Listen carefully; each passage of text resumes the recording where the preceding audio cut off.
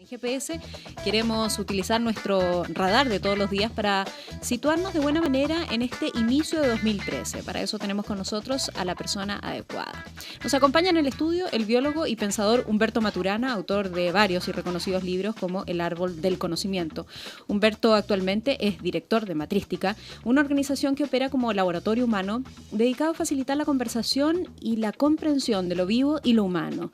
Esto con el deseo de ampliar la reflexión y la acción de las personas en los diferentes espacios. Estamos usando además en nuestras redes sociales un hashtag muy interesante al cual los hemos convocado a ustedes y es por eso que los hemos invitado a él, conversar y respeto. Y es eso precisamente lo que queremos hacer hoy, conversar. Humberto, bienvenido. Muchas gracias, me siento muy honrado con esta invitación. Nosotros estamos muy honrados. Tal vez una buena y primera pregunta para abrir esta conversación es si los seres humanos nos conocemos a nosotros mismos. ¿Sabemos quiénes somos? En cierta manera, de los seres vivos que más se conoce es de los seres humanos, porque el conocimiento de un organismo se produce a través de observar ese organismo. Y nuestra historia de observación y reflexión sobre nosotros es bastante larga. Pero al mismo tiempo, los seres humanos también inventamos explicaciones, teorías sobre lo que vemos. Entonces el conocimiento es siempre una mezcla de observaciones, de distinciones, de conductas, de procesos y interpretaciones, reflexiones explicativas de cómo ocurre eso. Uh-huh. Nos creemos seres muy racionales, sin embargo, ¿somos seres más bien emocionales? Todos los seres vivos somos seres emocionales, todos. Nuestro origen también es de seres vivos emocionales hasta que surge el lenguaje. Y el lenguaje surge, según lo que nosotros pensamos, hará unos 3 millones de años atrás con la familia ancestral, que genera el espacio de cercanía y permanencia en el estar juntos que hace posible el lenguaje. Y con el lenguaje aparece lo racional. Lo racional tiene que ver con las coherencias del discurso y de los haceres a los cuales uno puede hacer referencia. Pero esas coherencias no son nuevas, sino que pertenecen al vivir mismo. Entonces lo que sucede es que con el lenguaje podemos abstraerlas y hablar de ellas. Y en ese sentido los seres humanos somos racionales, tal vez seamos los únicos que lo somos en ese sentido. Uh-huh. Pero el fundamento de todo lo que hacemos es siempre emocional. Todo sistema racional se funda con premisas aceptadas desde la emoción, no desde la razón.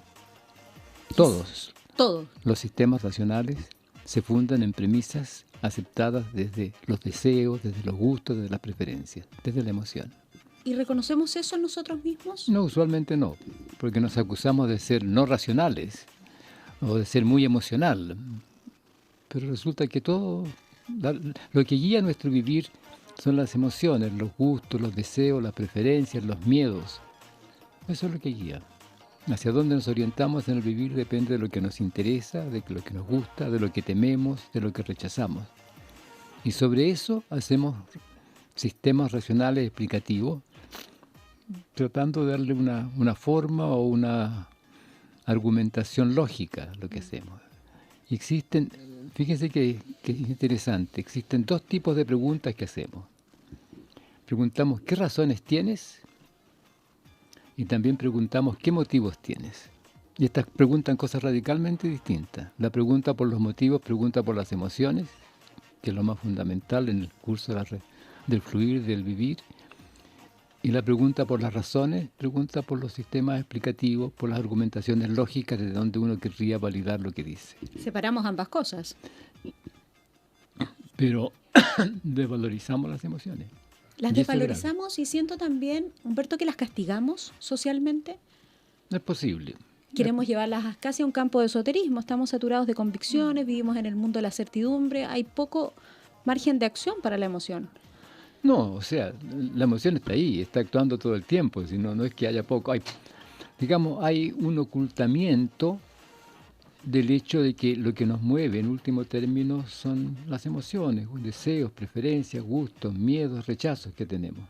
Y que la argumentación racional la usamos, por así decirlo, para justificar ciertas emociones o para invalidar ciertas emociones. Entonces es un juego siempre en esas dos dimensiones. Cuando queremos decirle al otro que tiene que hacer lo que nosotros queremos que haga, le decimos que sea racional.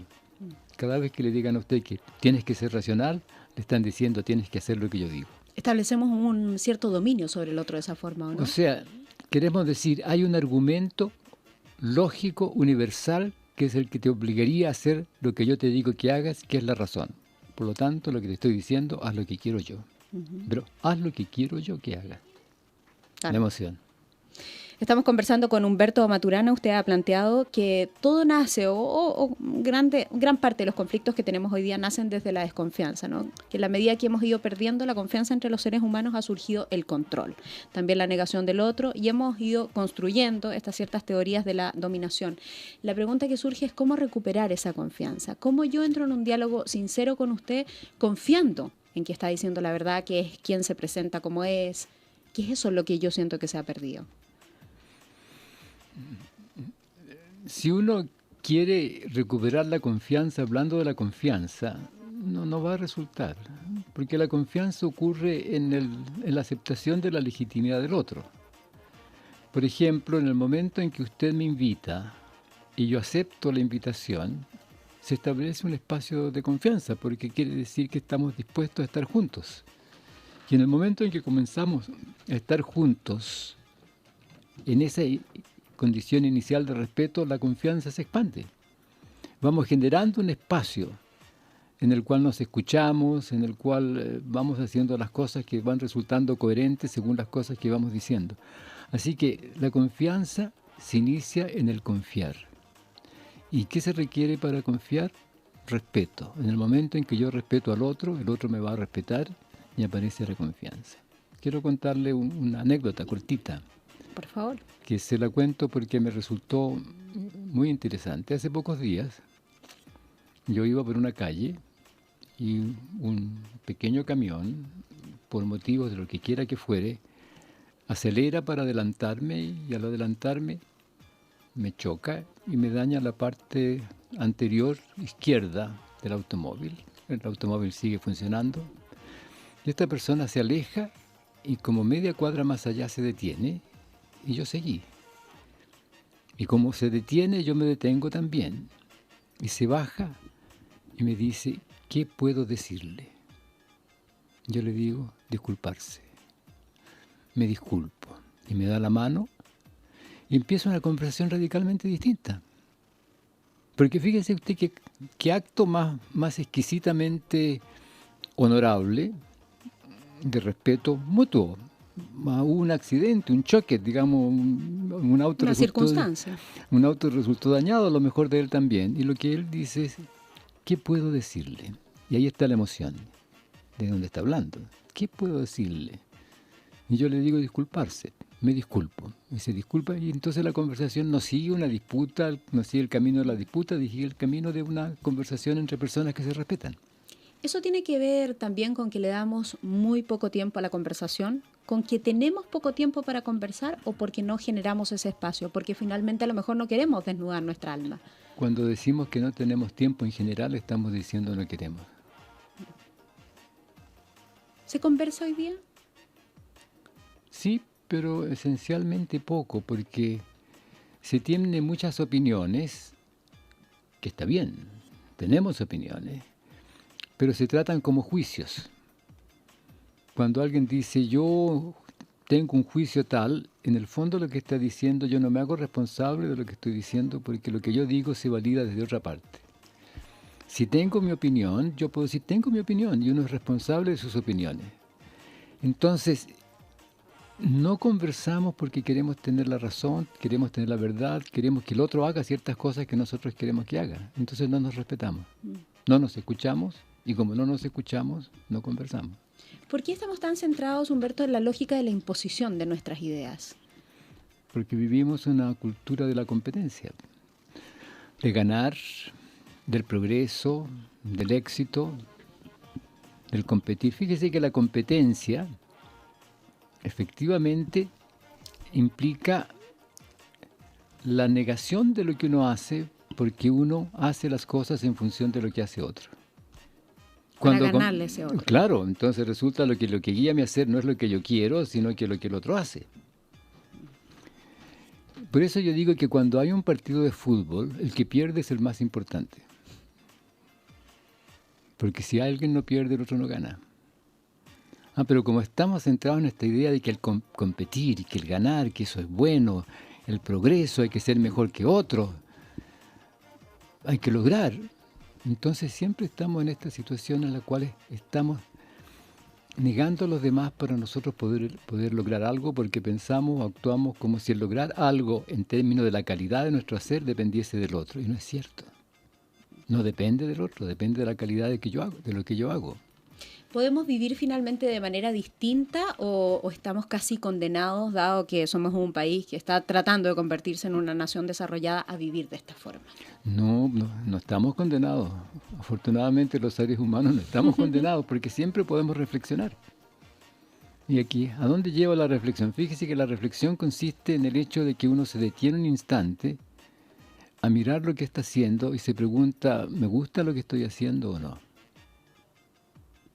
Pero tengo que mirarlo, y para mirarlo tengo que detenerme. Tengo que aceptar que posiblemente no sé, no veo. Entonces, en ese acto de reflexión se abre la posibilidad de cambiar de dirección. Se abre la posibilidad de darse cuenta de que en realidad no quiero lo que estoy haciendo. Así que vivir en la competencia, en la lucha, en este esfuerzo continuo del éxito,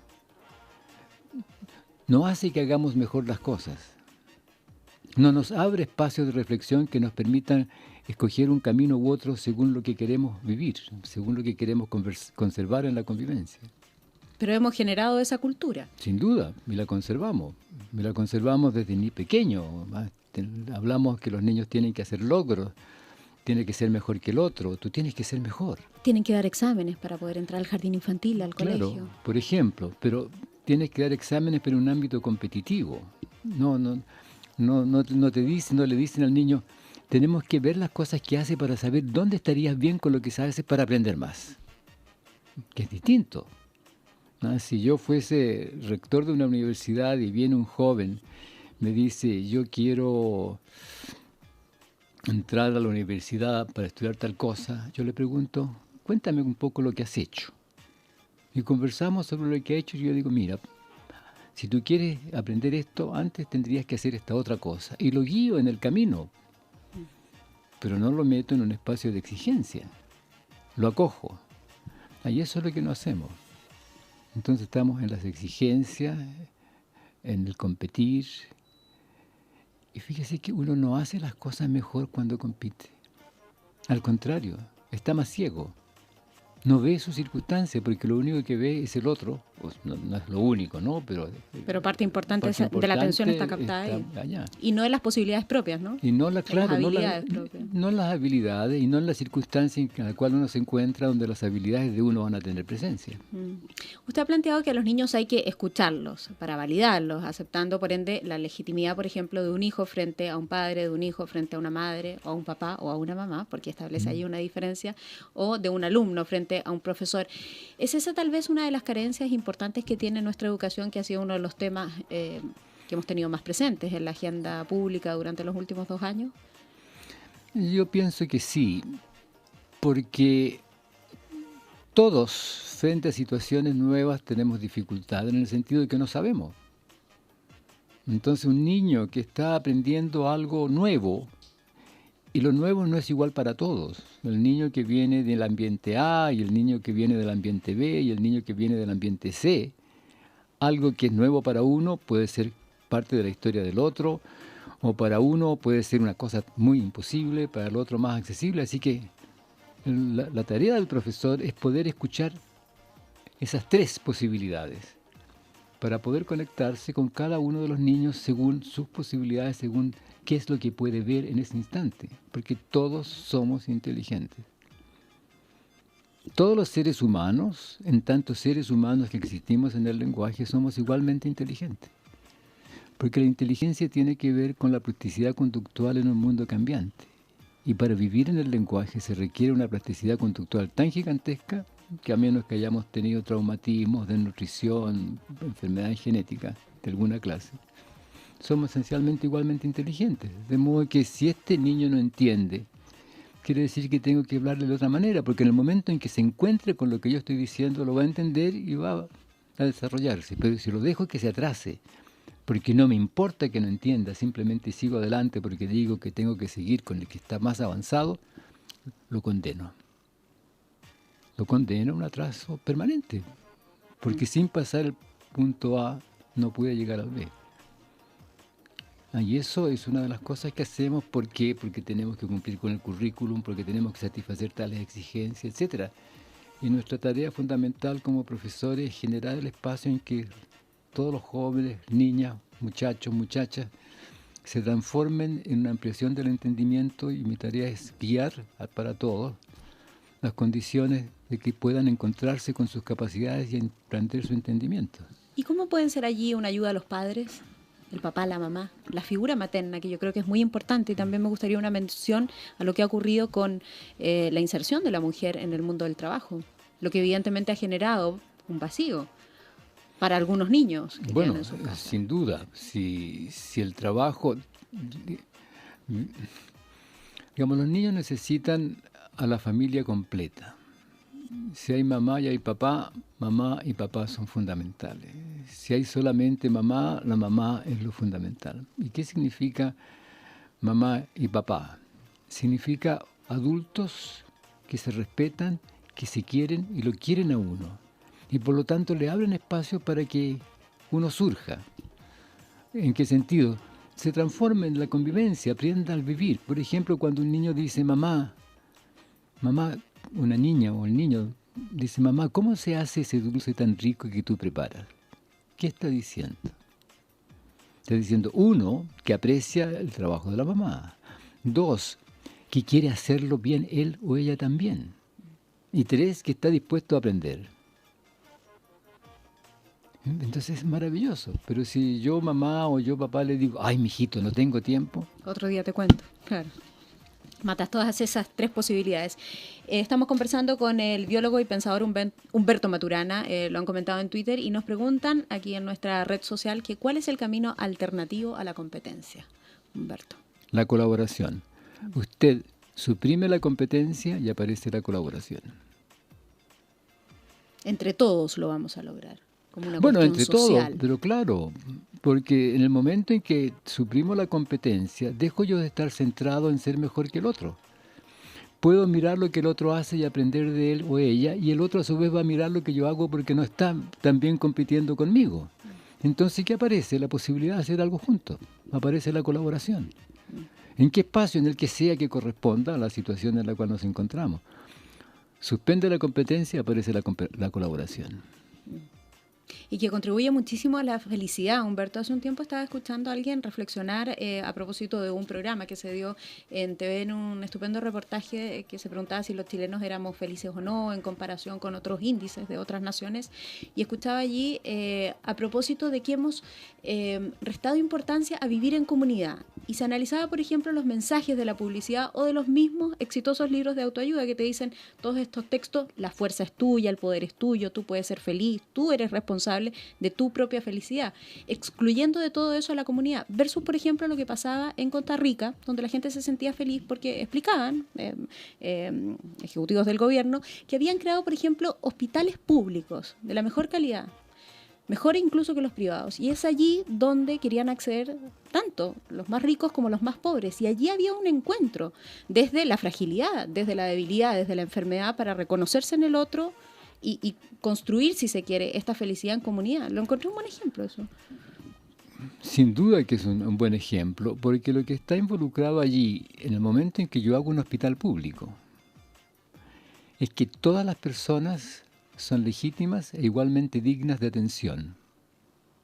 No solamente igualmente dignas de atención, sino igualmente dignas de la mejor atención. Entonces usted genera un espacio de mutuo respeto y por lo tanto un espacio de colaboración.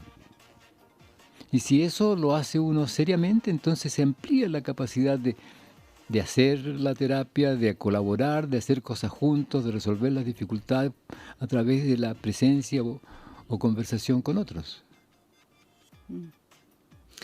Estuve revisando una entrevista que le concedió a Christian Barken en La belleza del pensar hace unos años ya. No, Sí, no sí. logré encontrar la fecha, pero No, hace muchos años. habían pasado unos años, donde usted hablaba de las imágenes. ¿Ah? De lo preocupados que estamos de construir algo ante los demás, una imagen.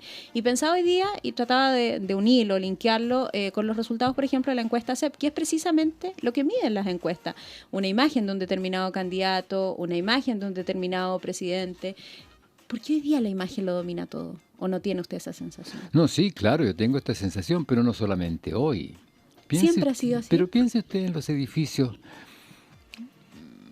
Piense en algunas partes del antiguo Santiago, donde está la fachada. ¿Ah? La fachada es una imagen. Y usted ve una fachada y mira para atrás y ve una cosa que no corresponde con la fachada. Porque ¿qué hace la fachada? Proyecta una imagen. Las imágenes siempre son mentirosas. Porque no muestran lo que hay o lo que es. Cuando uno proyecta una imagen, en el fondo está queriendo que el otro vea algo que no es. Cuando uno se conduce siendo como es, no proyecta una imagen, muestra su identidad, muestra su pensar, muestra su sentir. Así que cada vez que buscamos imágenes, digamos, queremos proyectar una imagen, en el fondo queremos mentir. No nos damos cuenta de eso. No es consciente. No, porque confundimos la imagen con la identidad. ¿Cuál es la diferencia?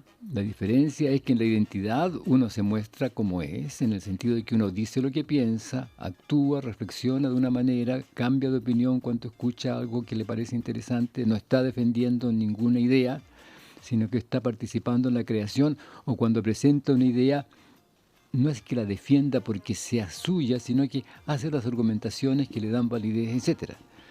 Pero cuando uno presenta una imagen, lo que quiere es que el otro lo vea a uno de una cierta manera. Bueno, yo tengo que presentar la imagen de que soy una persona que tiene confianza en sí mismo, porque si no presenta esa imagen, entonces no te van a dar el trabajo, por ejemplo. Entonces, bueno, pero es que yo soy tímido, sí, pero no puede hacer, tienes que proyectar una imagen de solidez, de autonomía. Y eso es insostenible en el tiempo, porque estamos traicionando nuestra naturaleza. Exactamente, Lo que somos. exactamente. Entonces, si uno está dispuesto efectivamente, porque todos somos inteligentes, si es verdad lo que estoy diciendo. Ahondemos en ese punto. Si usted atiende a su vivir cotidiano, ¿cuánto dice que un animal es inteligente? O que un niño es inteligente, o que una persona es inteligente. Cuando ve que ese animal, ese niño, esa persona adulta, se conduce de una manera plástica frente a un mundo que está cambiando. Recoge el animal de la calle, lo trae a su casa, viene un amigo 1 o 2 días después y dice, mira, recogí este gatito y lo inteligente que es. Ya conoce la casa entera, sabe esto, todo. Un mundo completamente distinto de aquel en el cual se encontraba. Lo mismo pasa con los niños, con las personas, con los adultos. Y esa capacidad, esa plasticidad conductual frente a un mundo cambiante, por supuesto, es distinta en las clases distintas de organismos. Pero en los seres humanos, como seres que existimos en el lenguaje, la plasticidad conductual que se requiere para existir efectivamente en el lenguaje es tan gigantesca que todos somos igualmente inteligentes. Yo no soy más inteligente que nadie. He vivido distinto de otros, tenemos distintos gustos, distintas preferencias, pero todos somos fundamentalmente igualmente inteligentes. Ahora, nos orientamos de distintas maneras en los gustos y las preferencias, según los gustos y las preferencias. Pero en el momento en que uno acepta que el otro es tan inteligente como uno, está dispuesto a escucharlo.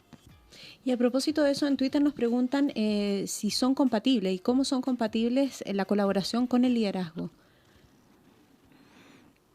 Que es una buena pregunta. Una muy buena pregunta. Yo creo que, como se entiende el liderazgo en general, no son compatibles. Porque en la historia de la palabra liderazgo es una historia de palabra de aceptar la autoridad de otro.